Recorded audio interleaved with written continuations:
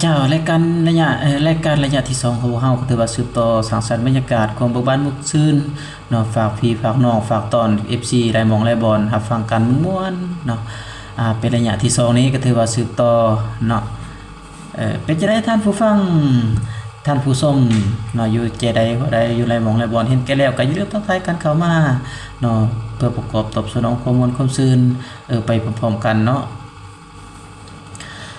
ถือว่าท่านใดมาคักเพลงใดก็อย่าลืมขอกันเข้ามาเด้อพี่น้องเอ้ยเป็นจะได้กระมวลซื่นนำกันเห็นกันแล้วอย่าลืมกดไลค์ให้แน่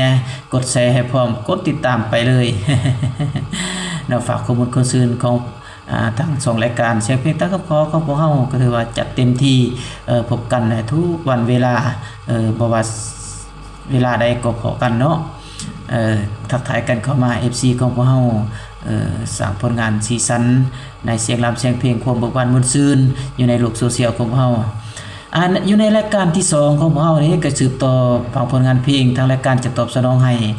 จากทางรายการสกลเนาะระยะที่2นี้ไปหาฟังผลงานเพลงจากทางรายการเฮาสกลเนาะกับ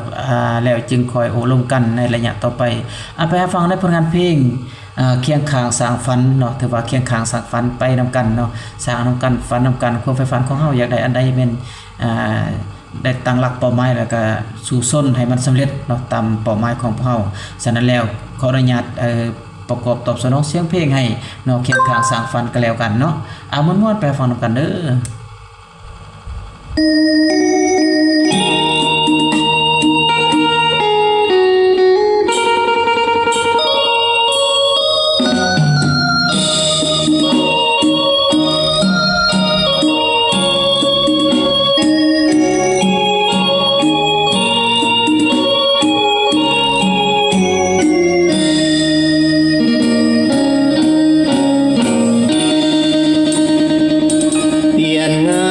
ประจำก็เล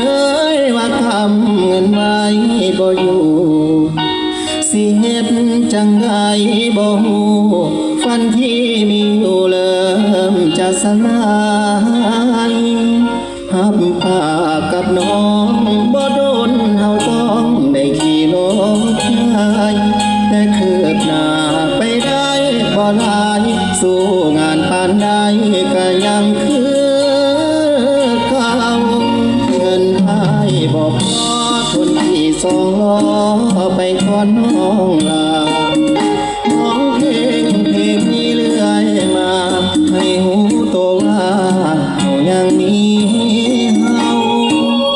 เจ็บปวดบ่น้อยเห็นสายตาลอยแนมเบิ่งรถเฮาอย่าเครียดให้อ้ายเธอหลายข่าวที่ฝันของเฮาเที่ยวแต่เลิกเก็บหอมยอมยิ้มจากสิทธิ์บ่ทันถึงห้อยงานบ่ผ่านเป็นงานต้องถอยความหวังเลื่อนลอยจนจากคนใจแต่ยังรักกันเคียงข้างสร้างฝันด้วยกันพร้อมใจขี่รถจากความพวงมาลัยรีโวรุ่นใหญ่ต้องไปให้เธอบอกใจประจำเนี่ยเด้อคนงามว่าทนได้อยู่เป็นพลังให้อายฮึดสู้ฝันที่มีอยู่ก็คงบ่เฮิงเมื่องานเป็นใจสิล้อรุ่นใหญ่คงได้ลองเบิ่งก่อนที่เฮาจะก้าวไปถึงอยากขอเพิ่งแห่งใจจากน้อง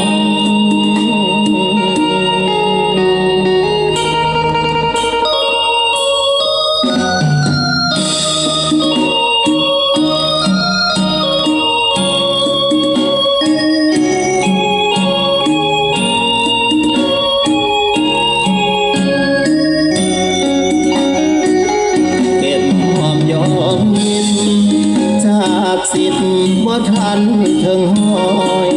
งานบ่ผ่านเป็นงานต้องถอยความหวังเลื่อนลอยจนจากคนใจแต่ยัง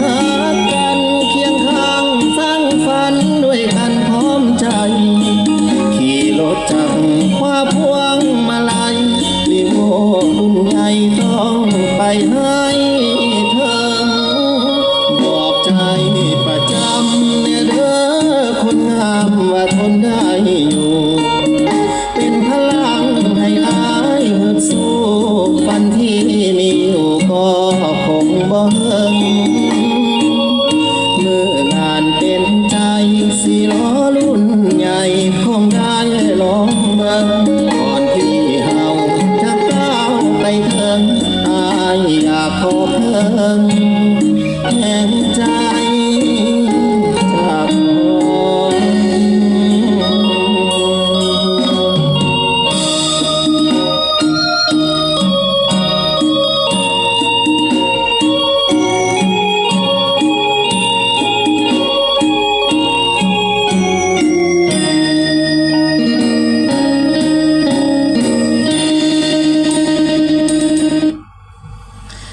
จากประธาน SC เป็นจะได้ผลงานเพลงที่ได้ประกอบตอบสนองให้เนาะหวังว่าจะถูกอกถูกใจFC หลายหมองหลายบอลเห็นกันแล้วเนาะก็อย่าลืมทักทายกันเข้ามาเป็นขอเสียงเพลงเสียงลำเนาะเป็นจะได้เสียงเพลงเสียงลำที่ได้ตอบสนองมาแล้วเนาะแต่ผลงานเพลง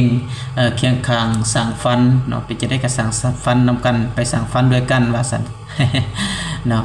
เด็กคนเฮาคู่หนึงที่มีความฝันแล้วจะสร้างนำกันเนาะเพื่อให้ความฝันของเฮามีความเกิดความเป็นจริงมีผลสำเร็จในความฝันของเฮานั้นต้องมีความสมานสามัคคีอยู่ภายในเนาะพิจารณาเสียงเพลงเสียงรำที่ผู้ขาได้ประกอบตอบสนองให้เนาะหวังว่าจะถูกอกถูกใจบรรดา FC ที่ได้รับชมรับฟังในตอนนี้เนาะก็อย่าลืมเห็นกันแล้วก็อย่าลืมทักทายกันเข้ามาขอเสียงเพลงเสียงรำเนาะถือว่าม่วนๆบ่ไประยะต่อไปก็ถือว่าหวังว่าก็บ่ขาดโอกาสเนาะได้รับฟังเพลงจากทางรายการเฮาอีกสักก่อน